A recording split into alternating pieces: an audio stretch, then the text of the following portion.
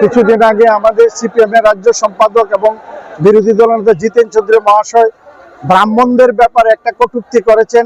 উনি বলেছেন যে ব্রাহ্মণরা আগে গো মাংস ভক্ষণ করত। আপনারা জানেন সনাতনী হিন্দু সমাজ গো মাতাকে নিজের মা রূপে পূজা করে এবং আমরা গো হত্যার বিরুদ্ধে।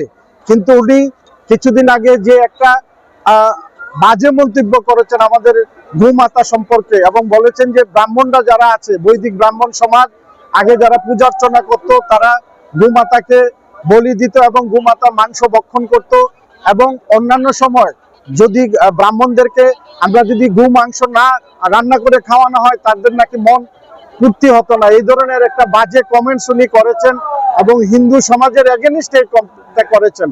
এবং আপনারা জানেন কমিউনিজম যারা আছে তাদের ইতিহাসে এই কথা বলে তো, এবং সারা ভারতবর্ষ থেকে এবং পৃথিবীর সব জায়গা থেকে কমিউনিজম ধীরে ধীরে এই ধরনের উল্টাপাল্টা কথা বলার জন্য এবং দেশবিরোধী কার্যকলাপের জন্য ধীরে ধীরে সমস্ত ভারতবর্ষ থেকে এবং সমস্ত পৃথিবী থেকে এরা ধীরে ধীরে মুছে যাচ্ছে। কারণ সনাতনী হিন্দু সমাজ আর ওদেরকে বিশ্বাস করে না।